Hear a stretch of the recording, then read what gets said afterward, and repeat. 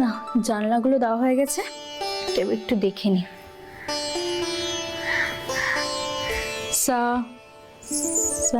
Hello hello, না এবার ঠিক আছে।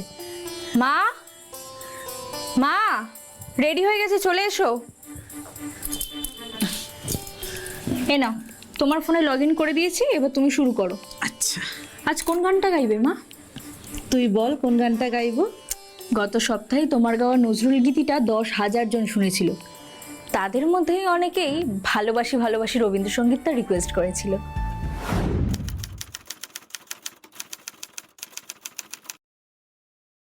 আচ্ছা বেশ, তাহলে ওটাই গাইছি।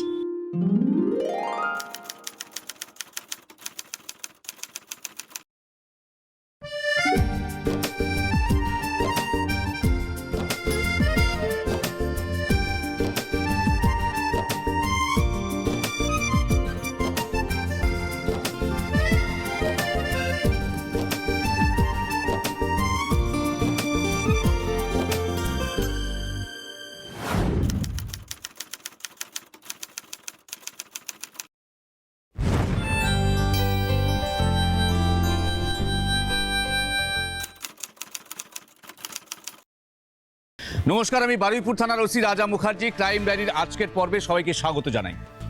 আজকের পর্বে আপনাদের দেখাবো স্বপ্ন ভাঙা গড়ার খেলায় কিভাবে একজন প্রতারিত হয়ে করে ফেলেছিল চরম অপরাধ।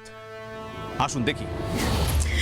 বুঝলি তমা, একটা ছেলে না ওই অ্যাপে আমার গান শুনে আমার সাথে ডুয়েট করবে বলে প্রস্তাব দিয়েছে। আবার দেখলাম মেসেজ করে ওর ফোন নাম্বারটাও দিয়ে দিয়েছে। বাহ, এটা তো খুব ভালো ব্যাপার। এই তুমি কি বললে? আমি তো পত্রপাঠ না করে দিয়েছি। না, এই না করে দিয়েছে। এই না করলে কেন? শোনো, ব্যাপারটা না খুব একটা ইন্টারেস্টিং ব্যাপার তো। হ্যাঁ জানো বাপি, আমার এক বন্ধু এই সিঙ্গিং এ একটা গান করে বেশ নাম করেছে, এখন স্টেজ শো করে। মা তুমি কিন্তু না করে একদম ঠিক করনি। আমি ওনাকে মেসেজ করবো, তুমি ওনার সাথে ডুয়েট গাইবে। একদম। শোন, আমি এখন বাজারে যাব, চল তুই আমার সঙ্গে বাজারে যাবি, চল। না না, তুমি যাও। আমি এখন মাকে দেখিয়ে দিই কি করে অ্যাপে ডুয়েট গাইতে হয়। মা তোমার ফোনটা দাও তো।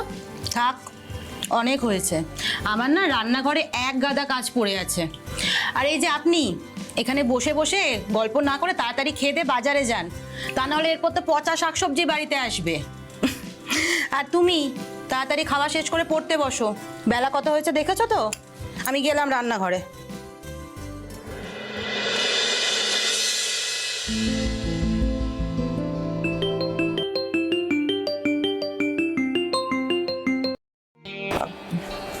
হ্যালো, আপনার গান প্র্যাকটিস হলো ম্যাডাম?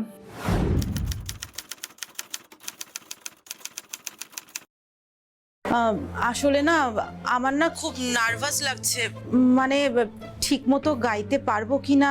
আপনি না আমাকে লজ্জায় ফেলে দিচ্ছেন এবার। উল্টে আমি বরং নার্ভাস হয়ে আছি। আপনার মতো অত সুরেলা গলার সাথে আমার গলা যাবে কিনা এই ভেবে। আমি না বুঝতে পারছি না অডিয়েন্স গানটা কিভাবে নেবে। তাহলে তাহলে বলছি কি, থাক বুঝলেন, মানে আপনিও কনফিডেন্ট নন আর আমিও না নই। এই না না, আমি সেটা বলতে চাইনি। আমি গান গাইবার জন্য একেবারে রেডি। আচ্ছা, আমি আগে গেয়ে রাখবো না আপনি আগে গাইবেন? হ্যাঁ, তাহলে বরং আপনি আগে গানটা রেকর্ড করে পাঠান, তারপর আমি গাইছি, ঠিক আছে? আচ্ছা ঠিক আছে। সত্যি আপনার গানের গলা কিন্তু অসাধারণ। আপনি চাইলে অনায়াসে প্লেব্যাক করতে পারেন। যা, এটা একটু বাড়াবাড়ি হয়ে যাচ্ছে না? একদমই না। আসলে আমি এই অ্যাপটার সাথে অনেকদিন ধরে যুক্ত আছি, তো অনেকের সাথেই গান টান গেয়েছি, কিন্তু সরস্বতী ঠাকুরের দিব্যিকে বলছি, আপনার মতো এত মিষ্টি সুরেলা গলা না আর কারোর মধ্যে পাইনি। আর আমি যে মিথ্যা কথা বলছি না, আপনি সেটা লাইক কমেন্ট দেখলেই বুঝতে পারবেন। আমার থেকে আপনার গানের গলার প্রশংসা বেশি হচ্ছে। যদি কিছু হয়ে থাকে তার সম্পূর্ণ ক্রেডিটটা আমার মেয়ের, কারণ ও যদি এই অ্যাপে আমার অ্যাকাউন্টটা খুলে না দিত আমি তো জানতেই পারতাম না।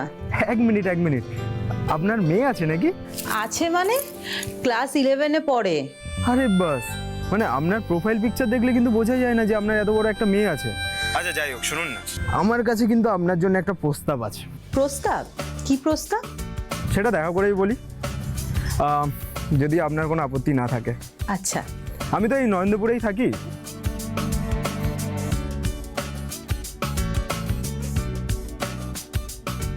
আচ্ছা, তাহলে সামনের বুধবার আপনার গানের গলা শুনলে কিন্তু যে কেউ বলবে যে আপনি আগে গানের তালিম নিতেন। হ্যাঁ, সে তো একটা সময় নিয়েইছিলাম, প্লেব্যাক করার স্বপ্ন দেখতাম যে। তাই নাকি? তাহলে নিজের স্বপ্ন পূরণ করলেন না?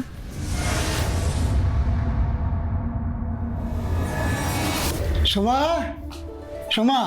হ্যাঁ বাবা, বলো। হ্যাঁ রে মা, কি সিদ্ধান্ত নিলে? কি বিষয়ে বলো তো? তোর বিয়ের জন্য যে সম্বন্ধটা দেখেছি সেই বিষয়ে বলছিলাম। এটা নিয়ে নতুন করে কি বলার আছে বলো তো বাবা? তোমরা তো জানোই আমার সিদ্ধান্তের কথা, যে আমি এখন বিয়ে করব না। আচ্ছা, তারপরেও কেন তোমরা এক বিষয় নিয়ে বারবার বলো, আমি সত্যি জানি না। দেখ সুমা, আমাদের বয়স হয়েছে, আমরা চাই তোর বিয়েটা আমরা থাকতে থাকতে দিয়ে যেতে। হ্যাঁ রে মা, আমার রিটায়ারমেন্টের পর যেটুকু টাকা পেয়েছি তার অনেকটাই আমাদের চিকিৎসার কারণে খরচ হয়ে গেছে। সময় যত গড়াবে অভাবে সংসারে প্রয়োজন ততই বাড়বে, আর যেটুকু বাকি আছে সেটুকুও খরচ হয়ে যাবে। তাই যেটুকু আছে সেটুকু দিয়েই তোর বিয়েটা দিয়ে যেতে চাই। কিন্তু বাবা, তুমি তো জানো আমার ছোটবেলা থেকে স্বপ্ন আছে আমি প্লেব্যাক শিল্পী হব, আর তার জন্য আমি এখনো তালিম নিয়ে যাচ্ছি, সুযোগের জন্য বিভিন্ন জায়গায় অডিশন দিচ্ছি। তো তোমরা কি চাও, আমি আমার স্বপ্নটাকে সম্পূর্ণভাবে শেষ করে দেব? অভাবের সংসারে স্বপ্ন দেখাকে বিলাসিতা বলে মা, আর তাছাড়া নিঃশ্বাসের কোনো বিশ্বাস নেই রে মা। তাই আর জিদ না করে বিয়েটা করে ফেল। দেখ মা, ছেলেটা যেমন ভালো স্বভাবের তেমনি ভালো চাকরি করে। আজকের বাজারে সচরাচর এরকম সম্বন্ধ পাওয়া যায় না। এখন বাকি রইল তোর স্বপ্ন। বিধাতা পুরুষ যদি তোর ভাগ্যে সেটা লিখে রেখে যান তাহলে সেটা তোর বিয়ের পরেও হবে মা। দয়া করে তুই এই বিয়েতে রাজি হয়ে যা। তোর এই বৃদ্ধ বাবা তোর কাছে হাত জোর করে অনুরোধ করছে। এ কি করছো বাবা তুমি? ঠিক আছে, তোমাদের কথা মতোই আমি বিয়ে করব। তোমরা ছেলের বাড়ির লোকের সাথে বিয়ের ডেট নিয়ে কথা বলো, আমি রাজি।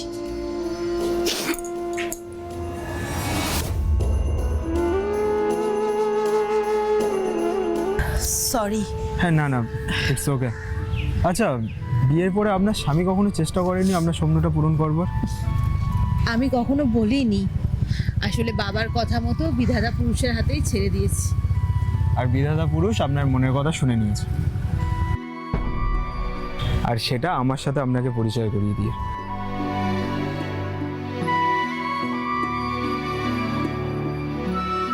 আমি আপনার স্বপ্ন পূরণ করব। মানে আমার কিছু সঙ্গীত পরিচালকের সাথে বন্ধুত্ব আছে, আমি তাদের কাছে আপনাকে নিয়ে যাব। কি বিশ্বাস হচ্ছে না? হ্যাঁ জানি, প্রথম সাক্ষাতে বিশ্বাস না হওয়ারই কথা। না, আসলে সেটা নয়। আচ্ছা, আপনাকে একটা কথা বলবো। এই অনেকক্ষণ ধরে না আপনি আপনি করতে আর ভালো লাগছে না। হ্যাঁ জানি আপনি আমার থেকে একটু বড়, কিন্তু তাও আপনাকে খুব না তুমি বলতে ইচ্ছা করছে। মানে একটা অসমবয়সী ভালো লাগা তো হতেই পারে, তাই না? আর একটা কথা বলি, ছবির সময় থেকে কিন্তু সামনের সময়কে অনেক বেশি সুন্দর দেখতে, ঠিক গানের মতো মোহময়। তুমি কিন্তু খুব ভালো গীতিকার হতে পারতে ইমন। তাই নাকি? ঠিক আছে, চলো এক কাপ করে কফি খেয়ে আজকের মতো দিনটা কাটাই। চলো চলো।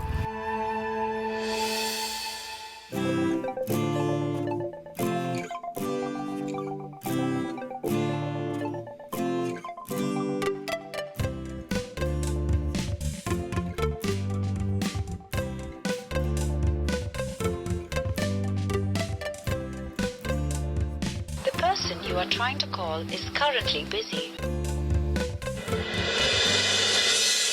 সরি গো, আর সম্রাটদার সাথে তোমার দেখা হলো না। যদিও আমি পরে দেখা করে তোমার গান শুনিয়ে এসেছি সম্রাটদাকে। আমার গান শুনে কি বললো সম্রাটদা? নিশ্চয়ই খারাপ বলেছে না? শোনো, আমি যাকে চয়েস করেছি সে কখনো খারাপ হতেই পারে না। সম্রাটদা তোমার গানের গলা শুনে তো তোমার ফ্যান হয়ে গেছে পুরো। যা ইমন, তুমি বাড়িয়ে বলছো। এই না, একদমই না। আমি কিন্তু এই গানের ব্যাপারে বাড়ি চারি একদম মিথ্যা কথা বলি না। যাই হোক, শোনো, সম্রাটদা একটা ভিডিও অ্যালবামে তোমাকে দিয়ে প্লেব্যাক করাবে বলেছে। সত্যি বলছো ইমন? Thank you. না, শুধু তো থ্যাংক ইউতে চলবে না, আমার আরও কিছু চাই। কি চাই তোমার ইমন? তোমাকে। তোমার গানের প্রেমে তো আমি আগে থেকেই হাবুডুবু খাচ্ছিলাম, এখন আবার আমি তোমাকে ভালোবেসে ফেলেছি। তোমার ফোনে কথা বলা শেষ হলে বলো, তোমার সাথে আমার একটু কথা আছে। কি হলো, চুপ করে গেলে যে? ইমন, বলছি আমি তোমায় কালকে ফোন করি, আমি এখন রাখছি। হ্যাঁ, হ্যালো। হ্যাঁ বলো, কি বলবে? বলছি যখনই ফোন করি দেখি তোমার ফোন ব্যস্ত, সবসময় ব্যস্ততা, না তোমার ফ্যান ফলোয়িং খুব বেড়েছে, তাই তো? এটা কি তোমার হেয়ালি ছিল নাকি আমার প্রতি তোমার সিরিয়াস নোট? আসলে বিয়ে হয়ে আসার পর থেকে সেই যে সংসারের হেসেলে ঢুকেছি তো ঢুকেছি, দম ফেলার ফুরসত পাইনি। আর আজ যখন একটু খোলা আকাশের নিচে নিঃশ্বাস নিতে চাইছি, তখন সেটা আমার অপরাধ হয়ে গেল, তাই না? আরে আমি তো জাস্ট একটা ইয়ার্কি মেরে তোমাকে এই কথাটা বললাম, তার বদলে তুমি এত কথা। তবে হ্যাঁ, এটা সত্যি যে তোমার কথাবার্তা শুনে মনে হলো যে বিয়ের পর এই 16-17 বছরের সংসার করতে করতে সত্যিই তোমার মনে অনেক কাদা জমেছে। কেন জমবে না বলো তো? বিয়ে করে তো আমার শিল্পী হওয়ার স্বপ্নের সলিল সমাধি হয়ে গেছে। হয়তো তাই, কিন্তু তার জন্য কি আমি দায়ী? দেখো, আমাদের প্রেম ভালোবাসা করে বিয়ে নয়। যদি প্রেম ভালোবাসা করে বিয়ে হতো তাহলে পরে তুমি আমার কাছে এই অভিযোগ করতে পারতে, কিন্তু সেটা যখন হয়নি তখন তো এই অভিযোগ আমার কাছে করে লাভ নেই। আর কথাটা যখন তুললে তখন একটা কথা বলি যে সত্যি সত্যি তুমি আগের থেকে অনেক অনেক বদলে গেছো। যখনই আমি তোমাকে ফোন করি তোমার ফোন ব্যস্ত থাকে। হ্যাঁ, যদিও বা ব্যস্ত থেকে থাকি, তো তোমাদের কোন কাজটা করি না বা কম করি বলতে পারো? দেখো, 17 বছর আগেও যে আমার রোজ নামচা ছিল, এখনো তাই আছে। আমি তো কোনো পরিবর্তন দেখতে পাই না সুবীর, তাহলে তুমি কি করে দেখলে বলো তো? আসলে কি বলো তো, বিয়ের পর মেয়েরা সংসারে এসে না খুব সহজলভ্য হয়ে যায়, তাই যখন যা ইচ্ছে মনে আসে সেটা বলে দেওয়া যায়। মা, খেতে দাও। আসছি।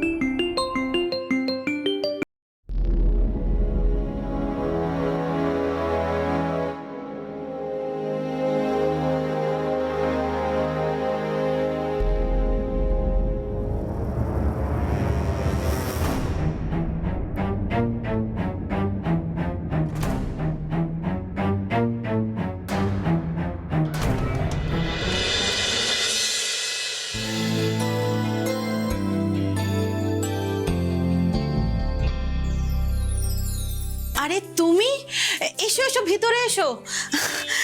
আচ্ছা তুমি দাঁড়াও, আমি এক্ষুনি আসছি।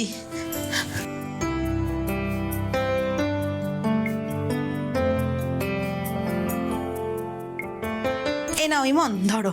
Thank you. আচ্ছা ইমন, তুমি আমার বাড়ির ঠিকানা কোথায় পেলে? সেটা খোঁজা কি খুব কঠিন? তোমার এলাকায় এসে লোকেদের তোমার ফটো দেখালাম, ব্যাস পেয়ে গেলাম। ওই সব ছাড়ো, তুমি আমাকে আগে বলো যে তুমি আমার ফোন কেন ধরছো না, আর SMS এ রিপ্লাই কেন করছো না?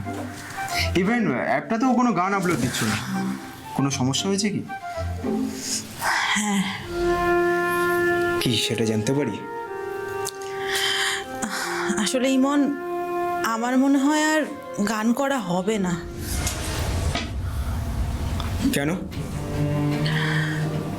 সুবীর, তোমার আর আমার সম্পর্কের ব্যাপারে দেখো, একবার বিয়ের পিঁড়িতে বসতে গিয়ে স্বপ্নটা ভেঙেছো, ভগবান আরেকটা সুযোগ করে দিল, সেটাও লাথি মেরে সরিয়ে দেবে? আমি কিন্তু এখানে বিনা কোনো কারণে আসিনি সুমা। সম্রাটদা পাঠিয়েছে একটা গান লিখে, আর সেটা তুমি গাইবে। সত্যি? সত্যি। এই কদিনের মধ্যে একটা ফাইনাল রিহার্সাল আছে, তোমাকে ডাকবে। আমি বলেছিলাম না তোমাকে একটা সুযোগ করে দেবো। Thank you Emon, thank you so much. এসো, বসো। চিনে আসতে অসুবিধা হয়নি তো? না না, কিন্তু ইমন তুমি একা, তোমার সম্রাটদা কোথায়? দাদা একটু বেরিয়েছে, ওই ঘন্টাখানেকের মধ্যে চলে আসবে। ও কিন্তু আমি কিন্তু হাতে বেশি সময় নিয়ে আসিনি ইমন, মানে খুব জোর হলে 2 থেকে 3 ঘন্টা, তারপর কিন্তু আমাকে চলে যেতে হবে। ঠিক আছে, নো টেনশন।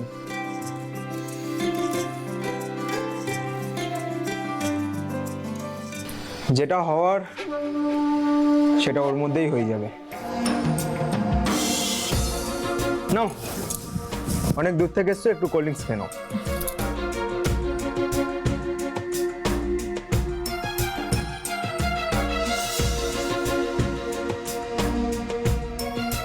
দাদার সাথে আমার কথা হয়েছে, সামনের সপ্তাহে তোমার রেকর্ডিং।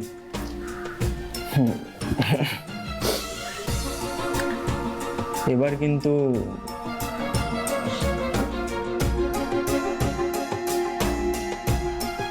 আমাকে আমার প্রাপ্যটা দিতে হবে।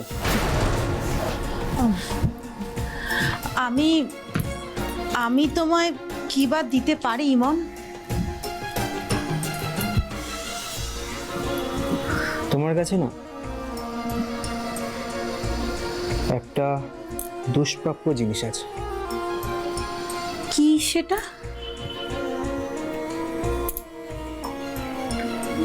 তুমি আর তোমার মন।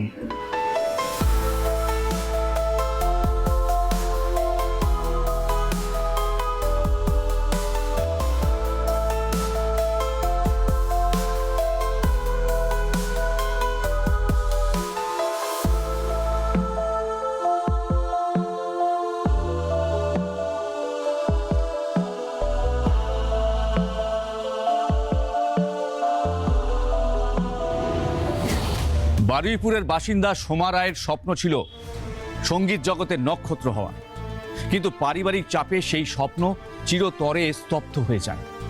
বিয়ের 17 বছরের মাথায় সেই স্বপ্ন আবার নতুন করে পূরণ হওয়ার একটা সম্ভাবনা তৈরি হয় নরেন্দ্রপুরের বাসিন্দা ইমনের মাধ্যমে, কিন্তু সেই স্বপ্ন অচিরেই অধরা থেকে যায়, কারণ থানায় আসে ইমনের মৃত্যু সংবাদ।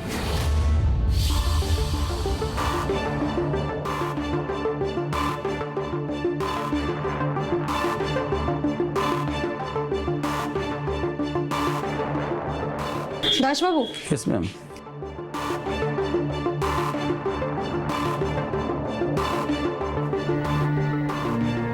ডক্টর সান্যাল, দেখে কি বুঝলেন? দেখার পর প্রাথমিকভাবে যা বুঝলাম, কমপক্ষে 2 দিন আগের ডেড বডি, বিষক্রিয়ায় মৃত্যু হয়েছে। বাকিটা যা বলার পোস্টমর্টম বলবে। বেশ, হালদারবাবু, বডিটাকে পোস্টমর্টমে পাঠানোর ব্যবস্থা করুন। Okay, okay, thank you. Welcome. Renuka, sir থানায় ফোনটা কে করেছিল? ডাকছি স্যার। দাসবাবু, নিয়ে আসুন।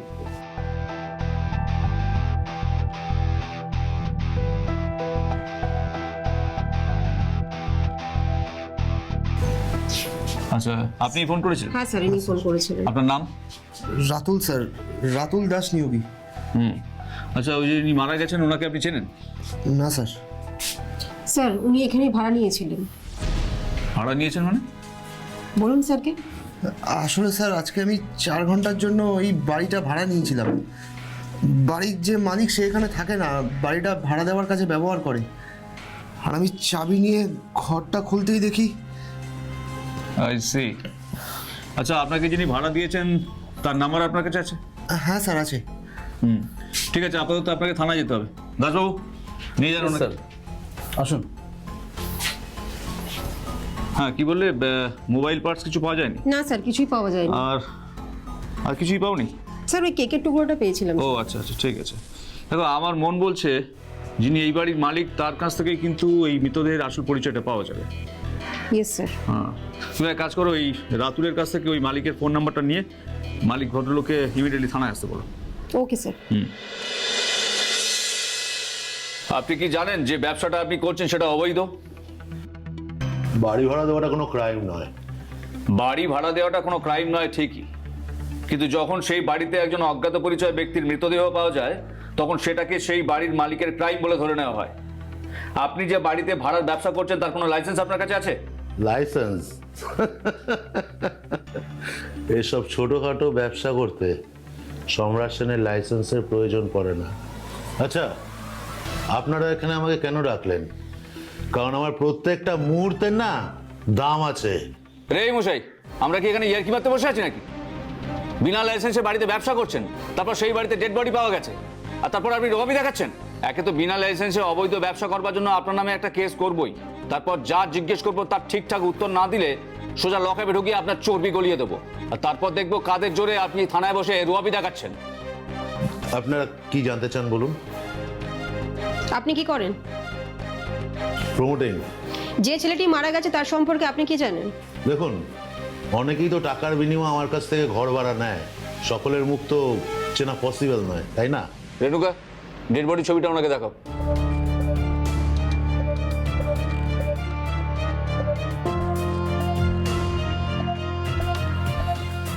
হ্যাঁ, একে তো চিনি। এই ছেলেটার নাম ইমন। ওই কি সব গান বাজনা করে, আর রিহার্সালের জন্য প্রায় আমার কাছ থেকে আমার বাড়ি ভাড়া নিয়ে থাকে। ছেলেটা কোথায় থাকে জানেন? না, কোথায় থাকে সেটা তো জানি না, কিন্তু হ্যাঁ, ওর ফোন নাম্বারটা আমার কাছে আছে। রেণুকা, ওনার কাছ থেকে ছেলেটার ফোন নাম্বারটা নাও, আর বিনা লাইসেন্সে ব্যবসা করবার জন্য ওনার নামে একটা এফআইআর দায়ের করো। স্যার, ভুল হয়ে গেছে। বলছি, ব্যাপারটা এখানে কিছু নিয়ে মিটিয়ে নিন না। মিটিয়ে নেব হচ্ছে। দাসবাবু। Yes sir. ওনাকে সোজা লকআপে নিয়ে যান। চলুন স্যার। যান যান। স্যার, এটা কিন্তু ঠিক হলো না স্যার। স্যার, প্লিজ কাঁদবেন না। আপনার এই দুঃখে সান্ত্বনা দেওয়ার ভাষা আমাদের কাছে নেই, কিন্তু তদন্তের স্বার্থে আপনাকে কিছু প্রশ্ন করার আছে, আর আপনাকে সেগুলোর উত্তর দিতে হবে। আমার জোয়ান ছেলেটা মারা গেল, আমি কি করে শান্ত থাকি বলুন তো? ওই তো আমার শেষ বয়সে সম্বল ছিল। বলুন, আপনার কি বলবার আছে? দেখুন, আপনি কাঁদবেন না। তদন্তের স্বার্থে আপনার ছেলের ঘরটা আমরা একবার সার্চ করতে পারি? আচ্ছা, করুন। ঘরটা সার্চ করুন। Okay ma'am. আচ্ছা, আপনার ছেলের কোনো শত্রু ছিল? না, ওর কোনো শত্রু ছিল না, সকলের সঙ্গেই ও ভালো ব্যবহার করত। আপনার ছেলের গানের প্রফেশনের কেউ কি আপনার বাড়িতে কখনো এসেছিল? সেভাবে তো কাউকে কোনোদিন বাড়ি আসতে দেখিনি, আর ও নিজেও কাউকে আনতো না। আচ্ছা, সম্রাট আর রাতুল নামে কাউকে চেনেন, বা আপনার ছেলের মুখে কখনো তাদের নাম শুনেছেন? না, শুনিনি। ম্যাডাম, ঘর থেকে দুটো জিনিস পাওয়া গেছে। গুড, ঠিক আছে, আজ আমরা আসছি, পরে দরকার পড়লে আবার আসবো। নমস্কার। নমস্কার।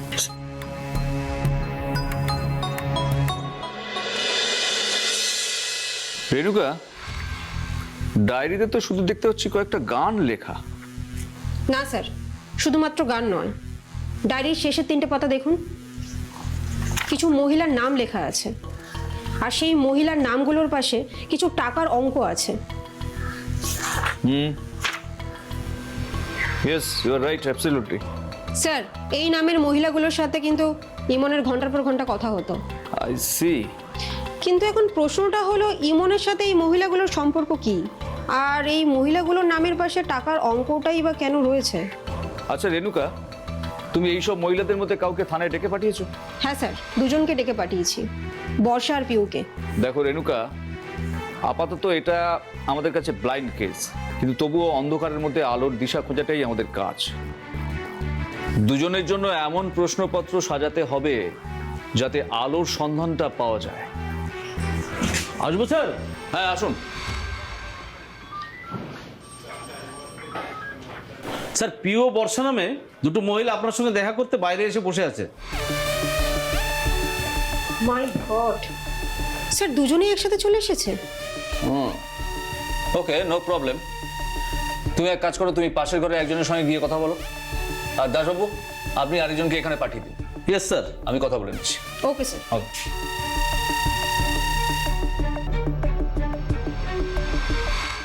স্যার আসবো?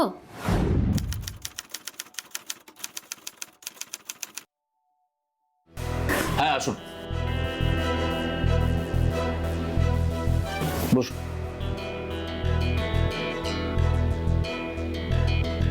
দেখুন, আমাদের হাতে আসা কিছু তথ্যের ভিত্তিতে আপনাকে এখানে ডেকে পাঠানো হয়েছে। আশা করব চুপ না থেকে আপনি সমস্ত প্রশ্নের সঠিক উত্তর দেবেন। এতে করে আপনার বিপদের সম্ভাবনা কম হবে আর আমাদের দুজনের সময় সাশ্রয় হবে। ইমন দাসকে আপনি চেনেন? হ্যাঁ চিনি।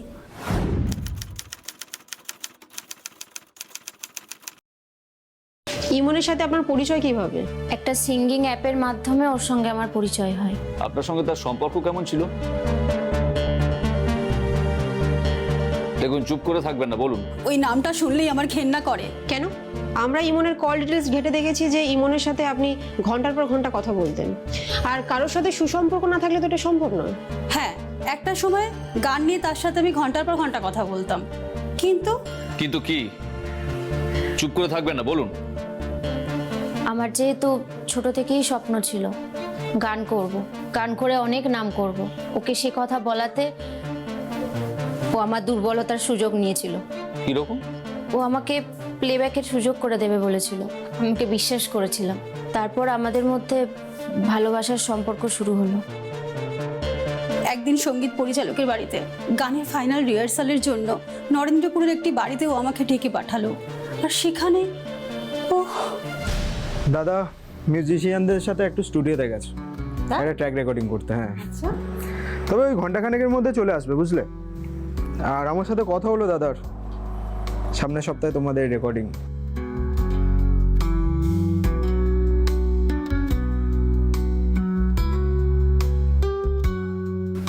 এবার কিন্তু আমাকে আমার প্রাপ্যটা দিতে হবে। প্রাপ্য? প্রাপ্য। এত তাড়াতাড়ি? হুম।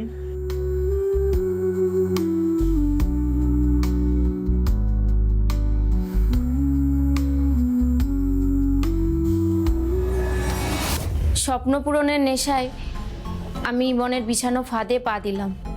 কিরকম? ওই ঘরে আগের থেকেই মোবাইলের ভিডিও রেকর্ডিং অন করা ছিল। তারপর একদিন আমাদের ঘনিষ্ঠ মুহূর্তের ভিডিও পাঠিয়ে টাকা চেয়ে আমাকে ব্ল্যাকমেল করতে শুরু করলো। হ্যালো হ্যালো ইউ ডার্লিং, মাসোয়ারাটা পাঠাও। পাঠাচ্ছি।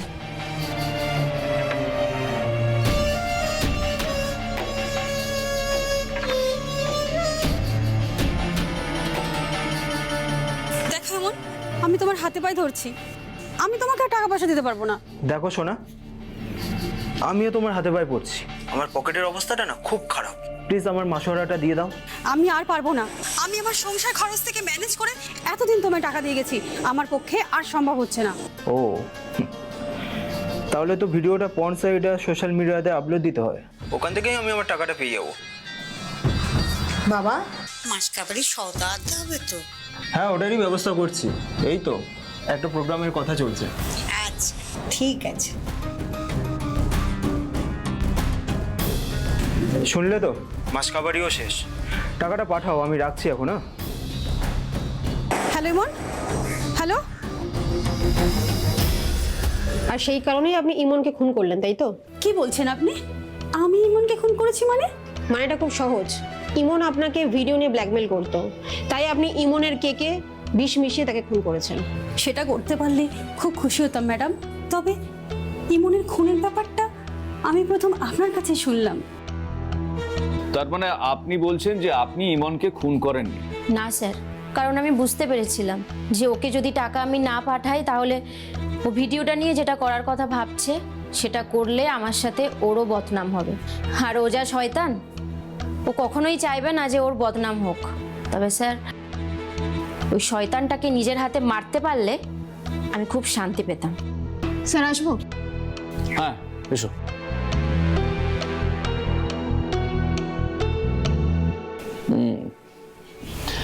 আচ্ছা, আপনি আপাতত এখন আসুন, দরকার হলে কিন্তু থানায় আবার ডেকে পাঠাবো।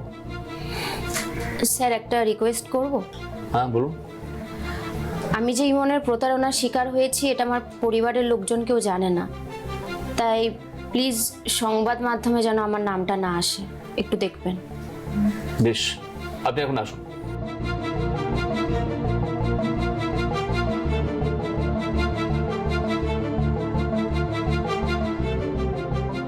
স্যার, বর্ষার সাথে কথা বলে যেটা বুঝলাম, ও ইমনের প্রতারণার শিকার। দুজনের ঘনিষ্ঠ মুহূর্তের ভিডিও গোপনে তুলে ব্ল্যাকমেল করতো। এখানেও একই গল্প রেণুকা, তবে একটা বিষয়ে ক্লিয়ার। কি স্যার? ইমনকে খুন করার মোটিভটা। আসবো স্যার? হ্যাঁ আসুন। স্যার, ঘটনাস্থল থেকে পাওয়া ফিঙ্গারপ্রিন্টের সঙ্গে এদের ফিঙ্গারপ্রিন্ট মেলেনি এবং জুতো চিহ্ন মেলেনি। আচ্ছা ঠিক আছে, আপনি এখন আসুন। Yes sir. রেণুকা, এই কেসটার জট শক্ত হলেও আস্তে আস্তে কিন্তু খুলছে। ভালো কথা, এই কেসটার ব্যাপারে আমরা যাদের খোঁজ খবর করেছি আর তুমি যাদেরকে থানায় ডাকবে বলে ঠিক করেছো, তাদের সকলের নাম ডায়েরিতে আছে তো? হ্যাঁ স্যার।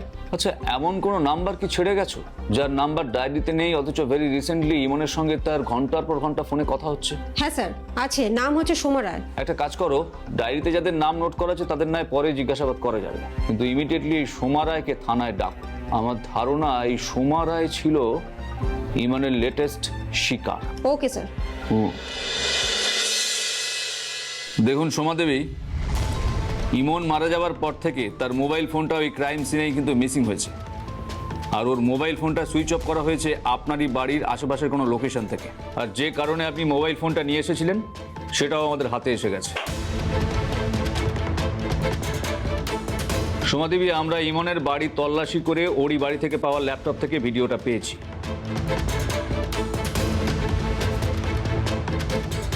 এবার বুঝতে পারছেন তো, আপনার বিরুদ্ধে সমস্ত তথ্য প্রমাণ সংগ্রহ করে তবে কিন্তু আমরা আপনাকে থানায় ডেকেছি। আমরা জানতে পেরেছি ইমন একটা গানের অ্যাপের মাধ্যমে বিভিন্ন মহিলাদের সাথে সম্পর্ক তৈরি করত আর টাকা পয়সা নিয়ে ব্ল্যাকমেল করত। আমরা বুঝতে পারছি যে আপনার সঙ্গে সে হয়তো সেটাই করেছে, কিন্তু আপনি খুনটা করতে গেলেন কেন? আমাদের সহায়তা নিতে পারতেন। ও আমার মেয়ের দিকে হাত বাড়িয়েছিল অফিসার। আপনার মেয়ের দিকে হাত বাড়িয়েছিল মানে? আমি যে ওর পাতা ফাঁদে পা দিয়েছি সেটা বুঝবার আগেই ওই শয়তানটার নজর পড়েছিল আমার মেয়ের ওপর।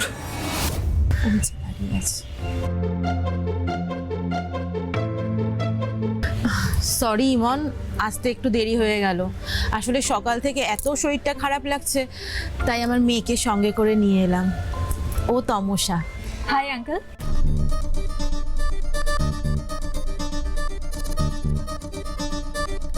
মায়ের মুখে শুনেছি তোমার কথা, শুনলাম তুমি নাকি মাকে গানের সুযোগ করে দিচ্ছ, তার জন্য থ্যাংক ইউ।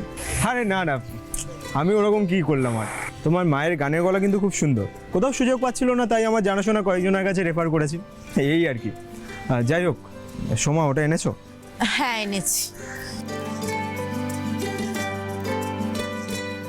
এই না। সম্রাটদার রেকর্ডিংয়ের দিন এই টাকাটা তোমার পেমেন্টের সাথে ফেরত দিয়ে দেবে, ঠিক আছে? সে ঠিক আছে, কিন্তু রেকর্ডিংটা কবে হবে ইমন? 2 সপ্তাহ পিছিয়েছে। কেন? আসলে ওই সম্রাটদার মুম্বাইতে একটা কাজ পড়ে গেছে জরুরি, বললেও 2 সপ্তাহের মধ্যে ফিরে আসবে।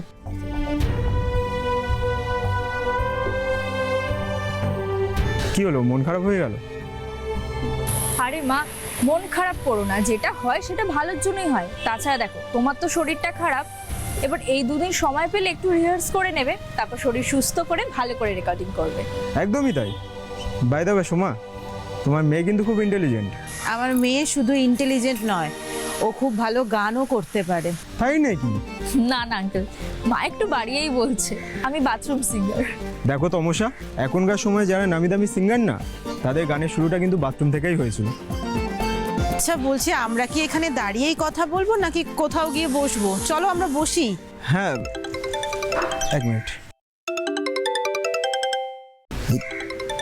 সম্রাটদা কল করেছে। হ্যাঁ দাদা বলো। দাদা নয় রে, আমি মা বলছি। বাড়িতে অরুণদা টাকার জন্য বসে আছে। কোথায় তুই? এই তো আসছি, এক্ষুনি আসছি। এই শোনো না সোমা, আজ না হবে না, দাদা ফোন করলে একটু বাড়ি যেতে হবে, ডাকছে। আমি বরং অন্য একদিন তোমার বাড়িতে গিয়ে আড্ডা মারবো আর ডিনারও করে আসবো। তোমার হাজবেন্ড কিছু মনে করবে না তো? না না, বাপি ওরম মানুষই নয়, তিনি খুব ভালো মানুষ। আপনি কাল আসুন আমাদের বাড়িতে। আচ্ছা ঠিক আছে, আজ তাহলে চলি। আচ্ছা আচ্ছা, আমাকে বলুন তো যে সম্রাট বাবুর সঙ্গে আপনি কোনোদিন দেখা করেছিলেন বা ফোনে ওর সঙ্গে কথা বলেছিলেন? না। বাহ, শুধুমাত্র একজনের কথার উপর ভরসা করে আপনি একজন প্রতারককে বিশ্বাস করে ফেললেন? সোমাদেবী, সম্রাটবাবু কোনো মিউজিক ডিরেক্টর নন, উনি একজন প্রমোটার।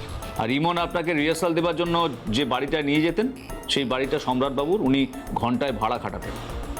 যাই হোক, তারপর কি হলো বলুন। তারপর থেকে ইমনের আমার বাড়িতে যাতায়াত শুরু হলো।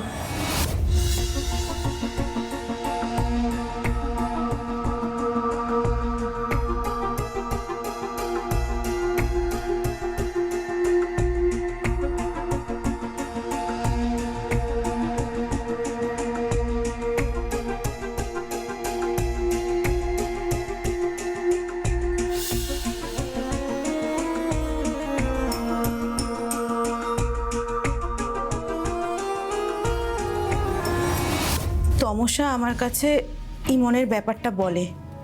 তমসা জানায় যে ইমন ওকে বারবার ফোন করে মেসেজ করে অনেক নোংরা কথা বলে।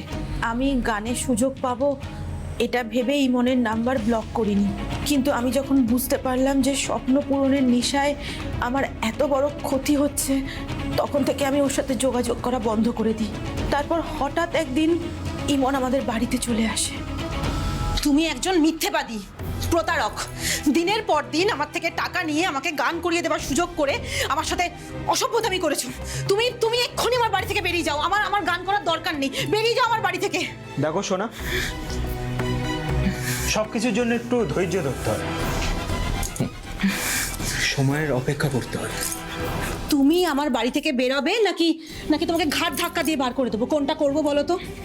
এই যে তুমি আমাকে তোমার বাড়িতে পেয়ে এত লাফাচ্ছ না, সেটা কিন্তু আমি এক মুহূর্তে বন্ধ করে দিতে পারি। আচ্ছা, তাই নাকি? আমার বাড়িতে দাঁড়িয়ে আমাকে হুমকি দিচ্ছ? তোমার সাহস তো কম নয়। কি করবে? হ্যাঁ, কি করবে? এক্ষুনি বেরো আমার বাড়ি থেকে, এক্ষুনি বেরো। আরে রিল্যাক্স রিল্যাক্স, যাবো, তবে যাওয়ার আগে দেখাচ্ছি যে আমি কি করতে পারি।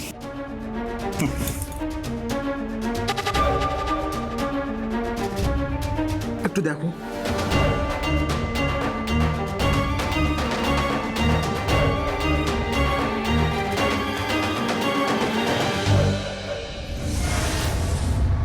এই ভিডিওটা যদি আমি এখন ফোন সাইডে বা সোশ্যাল মিডিয়াতে ছাড়ি, কেমন হবে বুঝতে পারছো?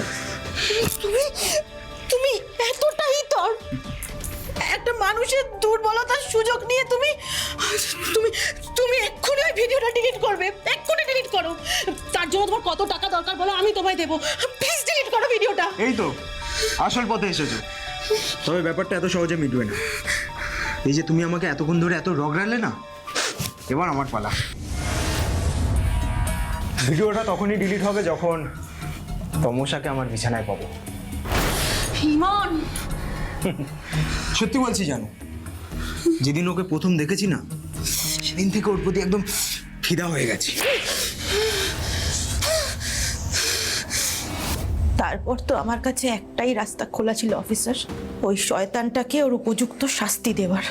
আমি ইমনের নাম্বার আনব্লক করে ওকে ফোন করে ওর কাছে ক্ষমা চেয়ে নিই। সঙ্গে সঙ্গে ইমন আমার কাছে কিছু টাকাও চায়, আমিও দিতে রাজি হয়ে যাই। তারপর আমার মিথ্যে জন্মদিনের নাম করে ওর সাথে সম্রাট তার বাড়িতে দেখা করতে চাই, আর বাড়ি থেকে বানিয়ে নিয়ে যাই আমার হাতে তৈরি করা কেক, আর তার মধ্যে মেশানো বিষ। যাওয়ার সময় তাড়াহুড়োতে আমি আমার ফোনটা বাড়িতেই ফেলে যাই। কেকটা কিন্তু ভালোই বানিয়েছো। আরেকটা নাও না। না ঠিক আছে, টাকাটা এনেছো? হ্যাঁ এনেছি, ধরো।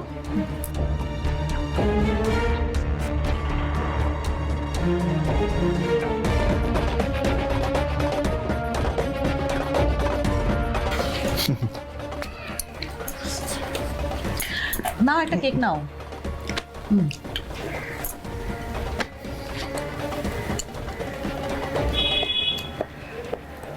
আমার থেকে জন্মদিনের গিফট নেবে না?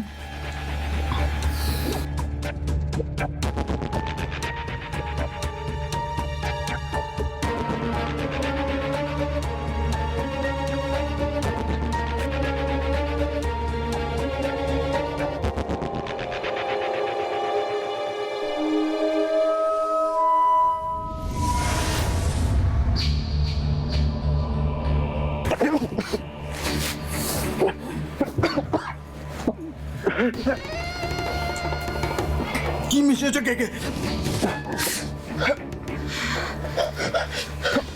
আমার মতো অনেক মেয়ের মুক্তি।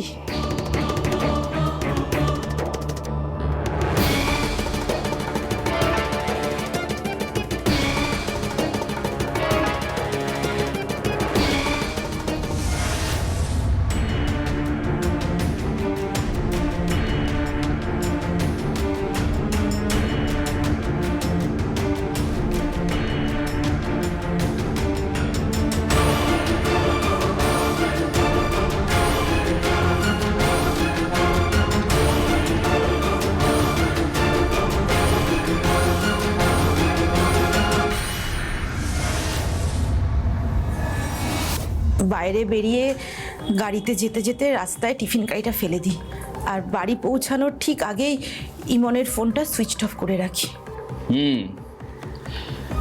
বাই দ্য ওয়ে, আমরা ইমনের ঘর থেকে কোনো ভিডিও ফুটেজই পাইনি। আপনার মুখ থেকে সত্যি কথাটা বার করবার জন্য মিথ্যের আশ্রয় নিয়েছি। কিন্তু আমি আবারও বলছি সোমা দেবী, আপনি থানায় এসে আমাদের সাহায্য চাইতেই পারতেন, তাহলে হয়তো খুনের মতো একটা জঘন্য কাজ আপনাকে করতে হতো না। এরপর সোমাকে কোর্টে পেশ করা হয়, আর সোমাও কোর্টে দাঁড়িয়ে দীপ্ত কণ্ঠে তার দোষ স্বীকার করে। খুন করবার অপরাধে মহামান্য আদালত সোমাকে যাবজ্জীবন কারাদণ্ডে দণ্ডিত করে। দেখুন, যে কোনো বিপদে দেশের নাগরিককে পুলিশ প্রশাসন সুরক্ষা দিতে অঙ্গীকারবদ্ধ, কিন্তু আপনাদেরকেও সচেতন থাকতে হবে। তা না হলে ইমনরূপী এই প্রতারকরা যে কোনো মুহূর্তে আপনারই ঘাড়ের কাছে নিঃশ্বাস ফেলবে। তাই আগেও বলেছি, আবারও বলছি, সাবধানে থাকুন, সতর্ক থাকুন। সাবধান হোক বাংলা।